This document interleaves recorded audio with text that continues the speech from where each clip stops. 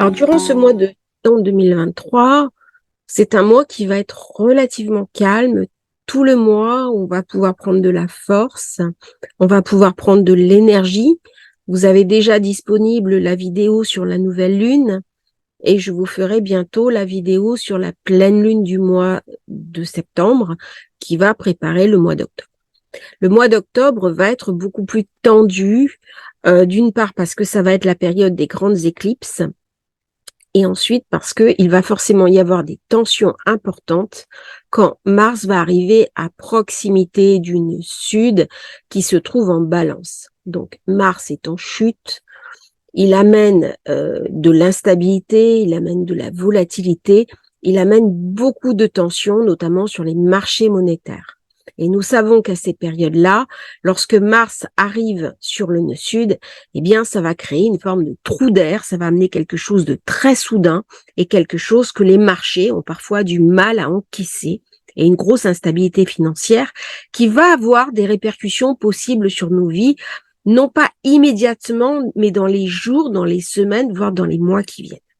Nous allons avoir un mois d'octobre qui va être chargé astrologiquement parlant, un peu comme l'a été le mois d'août, où on a eu beaucoup de configurations planétaires, il s'est passé beaucoup de choses. Mais dans le mois de septembre, eh bien, si on regarde un petit peu les configurations, il se passe pas grand-chose. Alors, il se passe pas grand-chose. Au niveau, bien sûr, il y a des aspects avec les planètes légères, mais les grands événements, les grands changements planétaires, c'est essentiellement des interactions entre les grosses planètes entre elles. Pour l'instant, nous avons des planètes qui sont solidement installées dans leurs signes respectifs.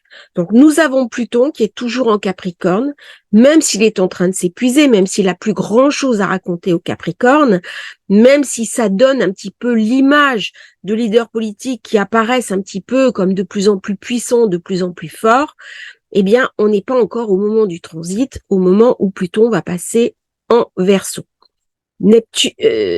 Saturne est en Poisson, donc il est bien installé. Pour l'instant, il est en Poisson, il a fait son transit, il est en Poisson, il n'y a pas de grand mouvement au niveau de Saturne. Neptune, lui aussi, est en Poisson. On n'a pas encore cette conjonction Neptune-Saturne qui va venir nous raconter des choses très importantes, aussi bien à titre personnel qu'au niveau collectif. Le passage du nœud nord en Bélier, ça y est, on l'a. Nous avons Jupiter qui est rétrograde en ce moment, qui s'éloigne d'Uranus. Il faudra voir à ce moment-là quand Jupiter va redevenir direct et quand la course va le ramener vers Uranus. Là, en effet, il va se passer des choses. Vénus a cessé d'être rétrograde. Elle a donc repris sa marche en avant. C'est le moment pour reprendre le travail, pour reprendre des activités, pour reprendre aussi un sens artistique, le goût des choses, pour avoir des nouvelles relations, des nouveaux amours, des nouveaux partages, des nouvelles associations. Et puis le 15, Mercure va cesser d'être rétrograde, mais pour l'instant, il est en Vierge, il est bien chez lui, il est en domicile, il est à la maison, et il va nous protéger. Il va nous accompagner. Il va favoriser notre intelligence, notre émulsion intellectuelle, nous donner des nouvelles idées, des nouvelles compréhensions, des nouvelles capacités aussi oratoires d'écrire, et puis il va protéger aussi notre quotidien et notre vie de tous les jours.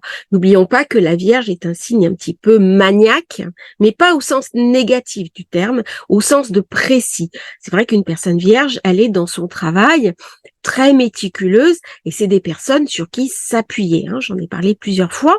Et puis Mars, il est en Balance. Donc, mis à part la Lune, qui reste à peu près entre 2 et 3 jours dans chaque signe, eh bien, il n'y a pas de changement notoire, il n'y a pas de changement majeur de transit planétaire dans un autre signe. Qu'est-ce que ça veut dire? Eh bien, ça veut dire un mois où on va être assez calme. On peut être sollicité à titre personnel, par exemple des personnes qui vont avoir Pluton sur sur une planète de naissance, oui, ils vont être sollicités. Si la nouvelle lune se passe à 22 degrés sur une planète que vous avez en Vierge, oui, vous allez être sollicité.